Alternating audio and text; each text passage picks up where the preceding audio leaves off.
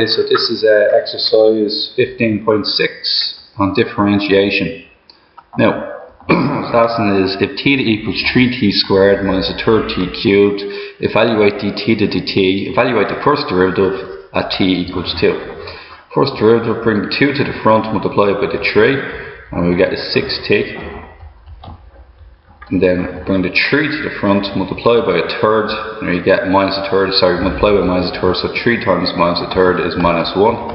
So we get minus 1t, take 1 away from the power, t squared. It says t equals 2, so we're going to have 6 times 2 minus 2 squared, which is going to be 12 minus 4, which equals 8. Okay. So, moving on to number 4. The ball is thrown upwards and its height above level ground after t seconds is given by h. How high was the ball above the ground before it's thrown? So I just wanted to tell you two things about if the formula is either distance or height, what we need to learn is that the first derivative, dh dt, the first derivative is going to be velocity. Velocity is the first derivative and acceleration is the second derivative. So that's what we have to learn off by heart. Now, what height was above the ground was it when it was thrown? So when it was thrown, what I can do is I can put this formula into the calculator function, and we see that it's an n-shaped graph because of the minus t squared. So what we can get here is a mode table f of x equals 1.5 plus 29.4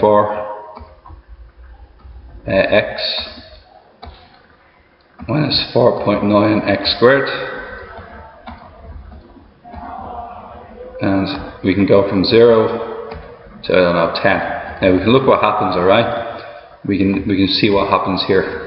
Step 1. At 0, you're 1.5 meters above the ground, and then at 1 second you're 26, 2 seconds you're 40.7, 3 seconds you're 45.6, 4 seconds you're 40.7, 5 seconds you're 26 meters above the ground, 6 seconds you're 1.5, and 7 you're after going beneath the ground. So we can see that this is how this formula works.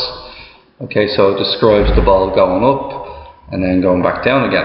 Now, at t equals 0 is when it's initially thrown. So we just replace t with 0. And what we get is h equals 1.5 plus 29.4 times 0 is 0. 4.9 times 0 squared is also 0. So that will do that there. And what we're going to get is h equals 1.5. So it's going to be 1.5 meters.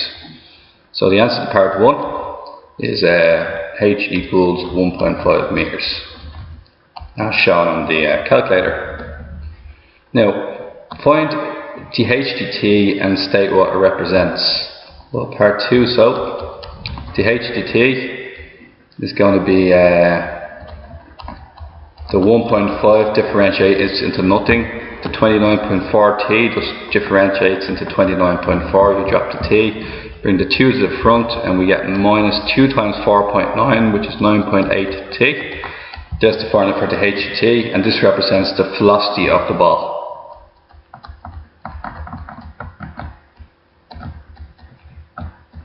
Velocity of the ball. The first derivative always represents the velocity of the ball.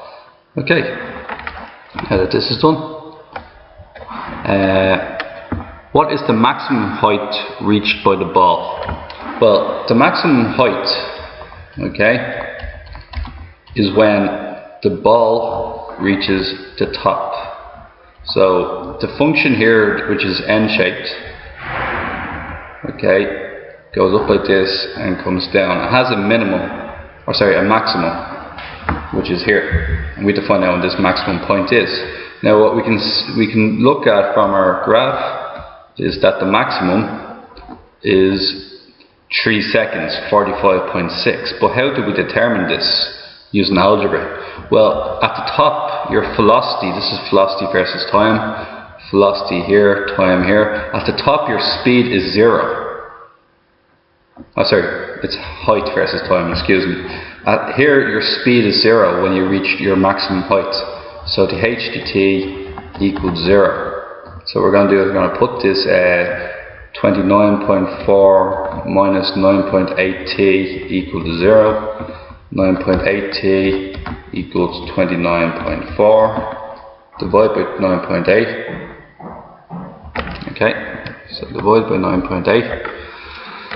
And what we should get, t equals 3 seconds. Now, it's t equals 3 seconds, but we have to find, the whole point of the question is to find the height. So we have to replace t with 3. So it's going to be, so to replace t with 3, what we're going to do is find the height after 3 seconds. So what this is going to turn out to be is going to be h equals 1.5 plus 29.4 times 3 minus 4.9 times 3 squared. Put all of that into the calculator, and what we find out is it's going to be 45.6 meters. So 45.6 meters. Okay. Find the velocity of the ball when thrown when t equals 3 and when thrown. So that means t equals 0. When t is equal to 3 and t equals 5. Okay, so we're on part 4 now. Now to answer part 4, we're going to use the answer of part 2. So this part here. Now, that is the velocity. Now, it wants me, for part 4, it wants me to figure out when thrown. So t equals 0. So the h to t when t equals 0 is just going to be 29.4 minus 9.8 times 0. 9.8 times 0 don't even need to put it in at 0, so it's going to be 29 meters per second.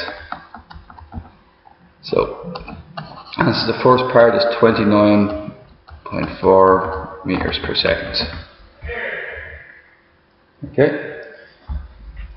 So find out when t equals 3.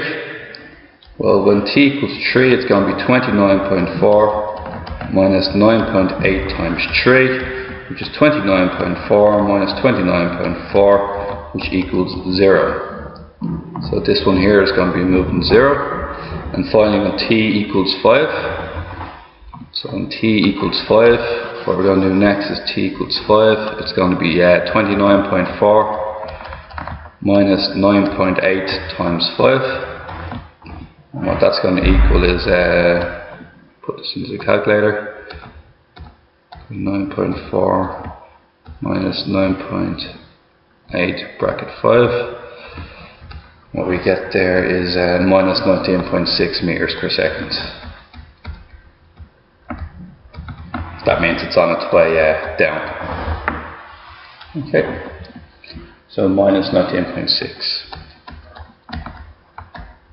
meters per second. Why is the answer to C negative? Well, it reaches its maximum point at t equals 3. Its maximum height is at t equals 3, and now it's on its way down. So this means the speed it's falling. It's because it's falling towards ground. So the speed is falling towards ground. Okay, show that the ball hits the ground within 7 seconds of being thrown. So when does it hit the ground is what we might be asking, okay? So when it hits the ground, your height is 0. Because when you're on the ground, you have no height above ground. So this full formula here equals 0. So minus 4.9, that's going to be 0, plus 29.4 minus 1.5, plus 1.5 equals 0. Going to multiply across by minus. Okay, so what we should get here is t squared plus 29.4 t, minus 29.4 t squared minus 29.4 t,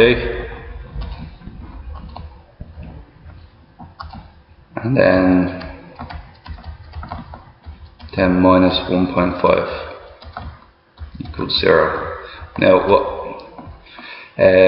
So we have to solve this, okay? And that's 4.9t squared. So we could put it straight away into the minus b form. We can just say a is 4.9, b is minus 29.4, which means minus b is going to be plus 29.4. Then we can say that c is minus 1.5. And then we can do the minus b formula, which is b squared plus or minus the square root of minus b plus or minus the square root of b squared minus 4ac all over 2a.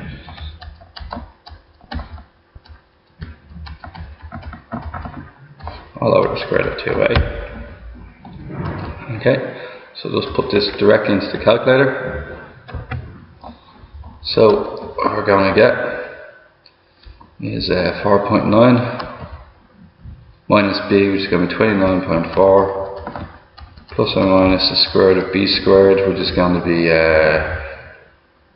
minus 29.4 squared, minus 4ac, which is going to be 4 times 4.9, minus 1.5, all over 2 times a, which is 2 times 4.9.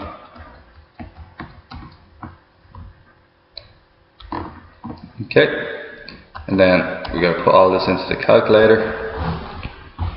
Now, we'll put in the square root part first, because it's the most difficult part here, so we're going to put square root of. We'll just put that into the calculator. And what we're going to get there is we're going to get 29.896. Okay, so 29.4 plus or minus the square root of, so it's plus or minus 28.896. 29.896.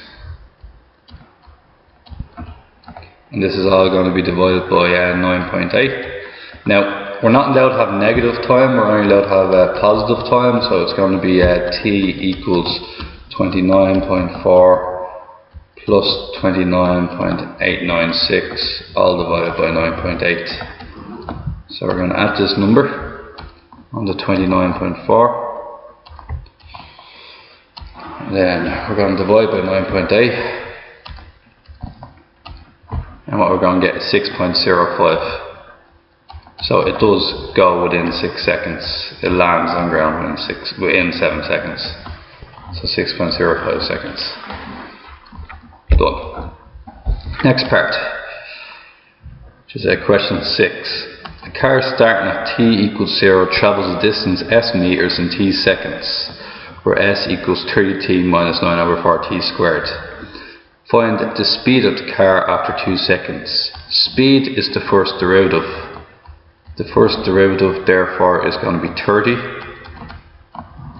Bring the 2 to the front and multiply by 9 over 4, which is going to be 18 over 4, which is minus 9 over 2. 9 over 2, take 1 away from the power, and we get 9 over 2t. Now it says it's 2 seconds, so t equals 2. It's going to be 30 minus 9 over 2 times 2, which is going to be 21 meters per second. After how many seconds is the speed of the car equal to 0? So when does the speed of the car equal 0? So when is dst equal to 0? This is when 30 minus 9 over 2t equals 0. Bring over the 9 over 2 over the other side, so we get 30 equals 9 over 2t. Multiply by 2, so 60 equals 9t, and t therefore equals 60 divided by 9. What is 60 divided by 9? It's going to be 6.67, or 6 2/3 seconds. So t equals 6 2/3 seconds, or 20 over 3 seconds. Okay, find the distance travelled by the car up to the time its speed is 0.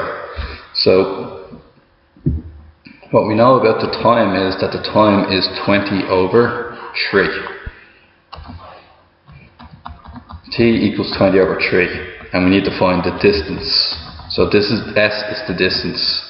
So s is going to equal 30 times the time, which is 20 over 3, minus 9 over 4 times 20 over 3 squared.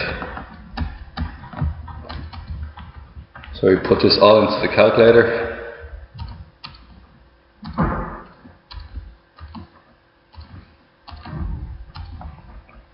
Minus 9 over 4, 20 over 3 squared.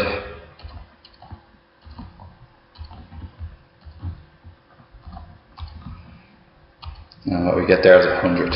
So S equals 100 meters. Okay, moving on. The air resistance R to a moving body with speed v meters per second is given by R equals v squared over 100. Find the rate of change of the air resistance with respect to the speed.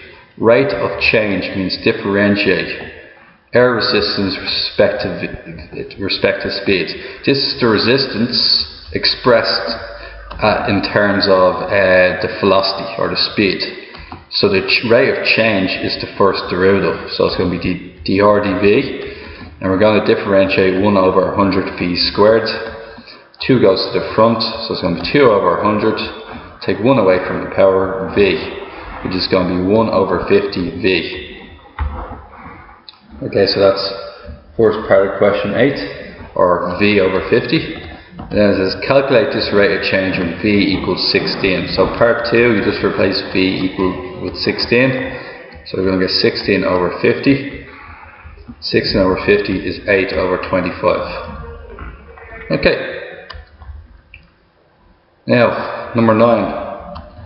After sugar is added to a cup of coffee and stirred, the concentration of sugar measured in grams per litre is given by the formula C equals the temperature squared divided by 200 minus 100 minus the temperature squared 2b squared, where this formula works for 0 to 10 seconds.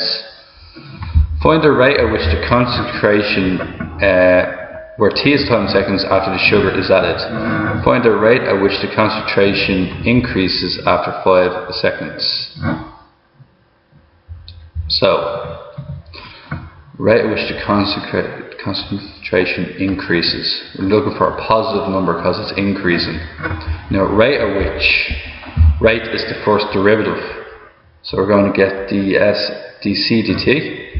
Now, we're going to have to break this up into a product rule because there's 2 distinct parts here. So we're going to need a product rule where u is 1 over 200 t squared, and then for du dt it's going to be multiplied by 2, it's going to be 2 over 200, take away 1 which is t, okay, and then that's going to be the same thing as 1 over 100 t. Now, v is 100 minus t squared to b squared, and this is a chain rule, so dv dt ends up to be 2 goes to the front, chain remains the same, and differentiate what's inside the chain, and we get minus 2t, which is going to give me minus 4t times 100 minus t squared. Okay, and then we can multiply that out. Maybe it might be the best call, so we can get a 4t cubed minus 400t. Now we got to do the product rule, which is u times dv dx, or u times the derivative of v, which is going to be 1 over 200 times t squared multiplied by dv dt, which is going to be 4t cubed minus 400t. And then the next part is going to be phi times du dt, which is going to be 100 minus t squared to be squared plus 100 minus t squared to be squared times 1 over 100t. Now that that's all done, what I said is find the rate at which concentration is increasing after 5 seconds. So what we can do is we can put down 5 here. So what we can do is we can just put in 5 right away. T squared is going to be 25 over 200. T cubed, T squared is 25, T cubed is 125. 125 multiplied by 4 is going to be 500 minus 2000, because 400 times 5 is minus 2000. That's all going to be plus. Now that's going to be 100 minus 25, which is going to be 75 squared. And this is going to be t is 5, so that's going to be times 5 over 100. Now I'm hoping that this will be a positive slope. We'll see in a second. Now 25 over 200 is an 8, so it's going to be an 8 multiplied by 500 minus 2000, which is minus 1500. Bracket minus 1500. Okay, then you're going to have a plus 75 squared, and then times a 20th, because 5 over 100 is a 20th, and we're expecting this to be a positive number, all going well, and it is. It's going to be 93.75. So 93.75 grams per litre per second. Grams per litre per second. Or grams per litre per second. Okay. Now, show that the rate of change of concentration is 0 after t equals 10 seconds. Well, what I could do is I could just replace t with 10. So instead of replacing stuff with 5, let's replace it with 10. So t squared will be 100, which is 10 squared, and t cubed will be 1000. So let's see if it happens here. It's going to be 100 over 200. It's going to be 4t cubed, which is going to be 4000, minus 400 times 10, which is 4000. And then the other one's going to be 100 minus t squared minus 100 squared, and then it's going to be 10 over 100. So what happens here when t equals 10 is we're going to get this part here is 0, so you're going to end up with 0 plus 0 equals 0, so the c dt ends up to be 0 when t equals 10. Okay. Now, moving on to number 12. A swimming pool has been drained such that the volume of water remaining after t minutes is given by V equals 100 multiplied by 40 minus the time squared in meters cubed. What is the volume of the water just as draining began? Well, as draining began, t equals 0. So we're going to get V equals 100 bracket 40 minus 0 squared. It's going to be 100 times 40 squared, and 100 times 40 squared is going to be 160,000 litres, I think. It hasn't given me the units for this just yet. 160,000, oh sorry, meters cubed, it said. So not litres, meters cubed. How much water remained after 5 minutes? Well, after 5 minutes, what we can see is that the volume is going to be 100 multiplied by 40 minus 5 squared. V therefore is going to be 100 times 35 squared. 100 times 35 squared is 122,500 meters cubed.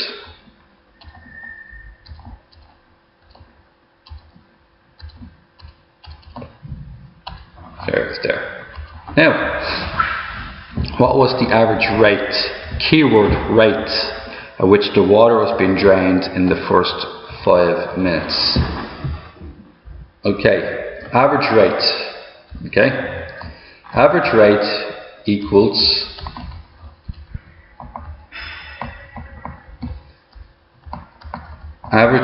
equals volume drained over time taken, which is going to be 160,000 minus 122,500 all over the time taken, and the time taken is 5 minutes. Well, that's going to get me is 37,500 divided by 5.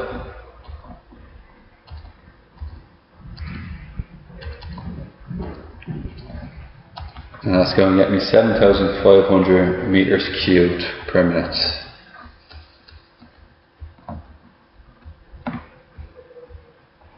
Now, what was the exact rate at which the water was being drained? Now, average rate is done like the last question. Exact rate means differentiation. So what we're going to do is we're going to differentiate the following formula, which is 400 40 minus t to be squared. So what we're going to do is differentiate it. When we differentiate it, this number goes straight down because it's not the differentiable part. This part here is the differentiable part. Using the chain rule, bring the 2 to the front, leave the chain unchanged, and then differentiate what's in the chain, which is going to be minus t, which is going to be minus 1. So then what we get then is going to be 200 minus 200 times 40 minus t, which is minus 800 minus 800 plus 200t.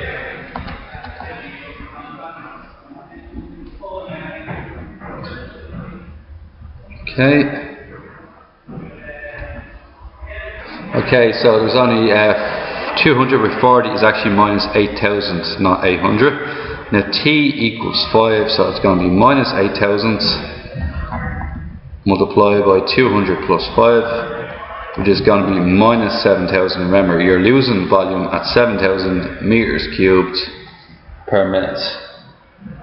Okay, so that's it. So that there. Okay.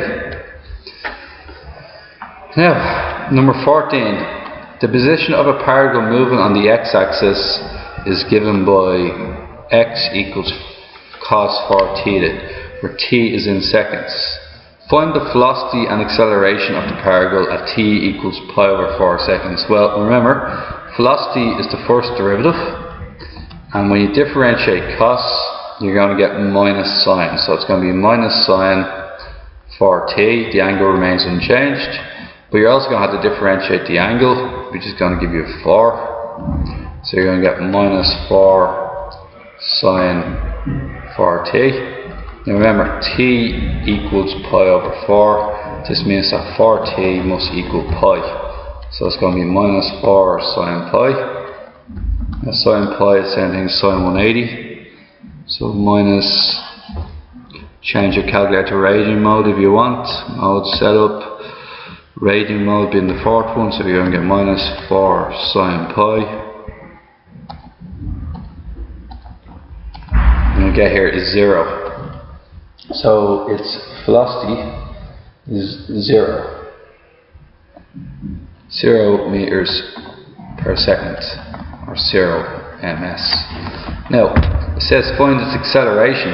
Acceleration is the second derivative, and for the second derivative, what we're going to do, dt squared, so we're going to differentiate minus 4 sine 4t. The minus 4 goes directly down. This is the differentiable part. Turns directly into cos 4t. And then we've got to differentiate the angle again, which is going to be 4. So we're going to get minus 16 cos 4t. And what happens here is, remember, t equals pi over 4. Therefore 4t equals pi. So it's going to be minus 16 cos pi. And cos pi, as it turns out, is minus 1. So that's going to give me minus 16 times minus 1, which is 16 meters per second.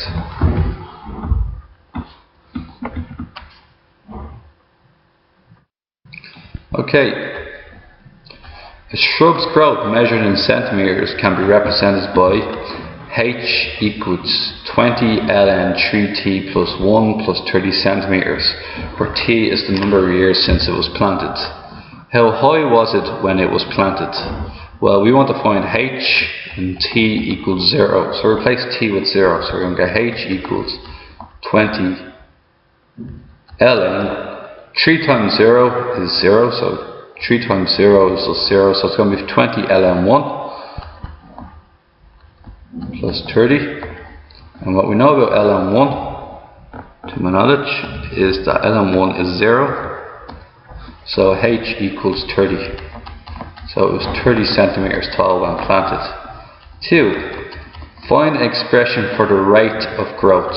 Rate of growth is the first derivative. So we've got to differentiate this. This is the differentiable part. Okay, and this part is the 30 will turn to a 0 when it's differentiated. It's been added on, not multiplied. The 20 is multiplied by the differentiable part. So the change in height with respect to time means dh dt, and it equals 1 over what's in the brackets. Oh, sorry. It's going to be 20 times the differentiable part. So 20 multiplied by differentiating that part is going to be 1 over 3t plus 1. And then differentiate what's in the bracket, which is just going to be 3. So when you differentiate 3t plus 1, you just get 3. Close bracket there. And what we're going to get is 60 over 3t plus 1. And that's the h dt for question 16. Now, what we're asked next is find the rate of growth after 1, 3 and 8 years. So 1, 3 and 8 years. So what we can do here is dh dt. So it's going to be 60 over 3 times 1 plus 1, because t equals 1. So 3 times 1 plus 1 is going to be 4, and that's going to be 15. 15, what's it, centimeters per year? 15 centimeters per year, because time is in years.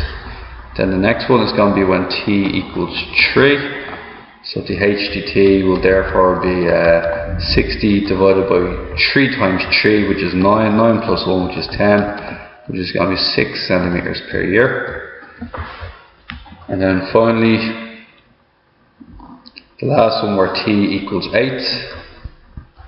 T equals 8, the h dt is going to be 3 times 8, which is 24. 24 plus 1 is 25, so 60 divided by 25. And that will get us 2.4 centimeters per year. So what we can deduce is the older it gets, the slower it grows. Okay, so the older it gets, the slower it grows. Okay, u equals t plus 1, du dt equals 1, v equals t plus 3, dv dt ends up to be 1. So I'm just going to end up differentiating this. Find the speed of the object in terms of t at t seconds. So that's going to be the derivative, which is going to be a quotient rule, which is going to be v times du dt, which is 1, minus u times dv dt, which is also 1. We're going to remove the dv dt to the front.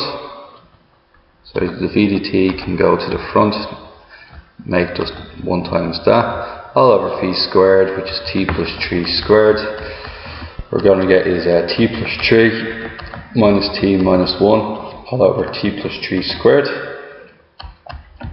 we're going to get 2 over t plus 3 squared. Now, that is the speed of the object. Okay, and it goes, after how many seconds will the speed of the object be less than 0.02? So it's going to be 2 divided by t plus 3 squared, and it's got to be less than 0.02. Now, what we know is that this here is a positive number, and because it's a positive number, when we cross multiply it, it doesn't affect it. So for example, a quarter is less than 1. Quarter is a positive number, move it up, 1 is less than 4. The inequality still holds true. So what we're going to do is we're going to get 2. 2 is less than 0.02 times t plus 3 squared. We're going to multiply that out to get t squared plus 6t plus 9. Okay. And then what we're going to do is we're going to divide. This once again is a positive number, so we're going to get 2 divided by 0.02 is less than t squared plus 6t plus 9. So 2 divided by 0.02, I think it might be 100. 100, okay? So 100 is less than t squared plus 6t plus 9. Bring the 100 over to the other side, and we're going to get t squared plus 6t minus 91. 0 is less than t squared plus 6t minus 91. Change that around to t squared plus 6t minus 91 greater than 0. Now what we know about this is it's a u-shaped function. I don't know where it cuts the axis, and what we want to find out is where is the function bigger than 0. So it's going to be this side here and this side here. Values bigger than this one and values smaller than this one. So these parts here. Okay, so what we're going to do is going to probably have to solve that using the minus b formula, or hopefully 7.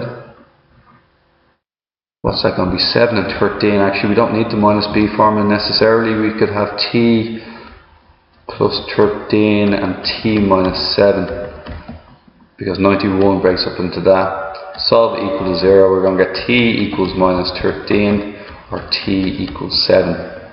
So this one here is going to be 7 and this one here is going to be minus 13. Remember, time can't be negative, so the answer of t less than minus 13 is not relevant. So we're going to have t is bigger than 7.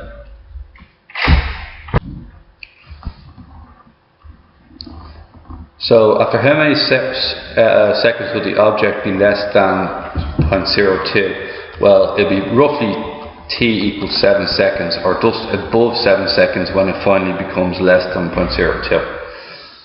Okay, next one. 19. The equation 3 pi plus 20t minus 2t squared gives the angle theta in radians through which a wheel turns in t seconds. So you have a wheel and the wheel is turning around. Find the change of theta with respect to time t. So what we're going to do is we're just going to differentiate this, and we get theta ends up to be now remember 3 pi is a number anyway, so that just disappears. 20t turns to 20. 2t squared ends up to be minus 4t. Okay, so that's our formula for d theta dt. Find the time it takes for the wheel to come to rest. When the wheel comes to rest, it's no longer moving, which means its rate of change equals 0. It's change of angle with respect to time. So what they're basically doing is this. They're saying if this is my angle,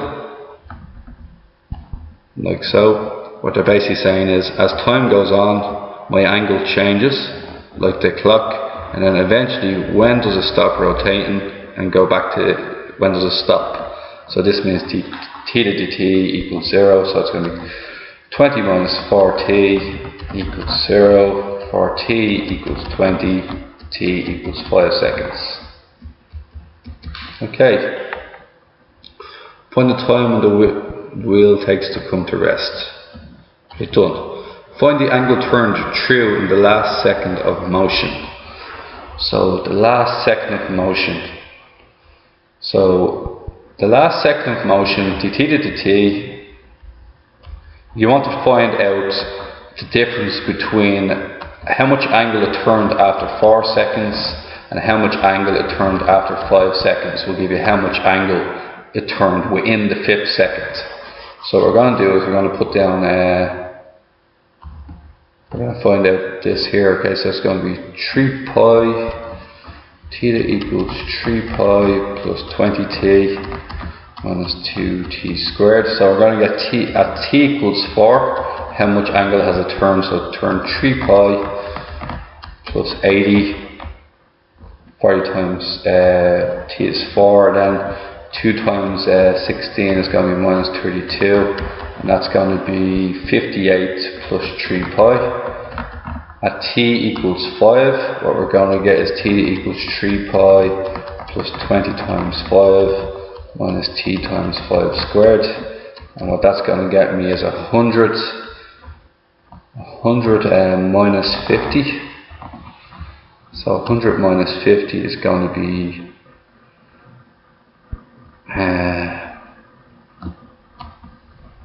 oh sorry, that's actually 48. Sorry, that's not 58, it's 48, because it's minus 32, so it's 48. This one is 50 plus 3 pi. So the difference between the two of them should tell us. So the distance turned after 4 seconds, or the angle turned after 4 seconds is 48 plus 3 pi. The angle turned after 5 seconds is 50 plus 3 pi. And when we take the two of them away from each other, we see that the difference here is 2 radians. T equals 5 is 2 radians bigger than t equals 4. Okay guys, and that's the end of this question here.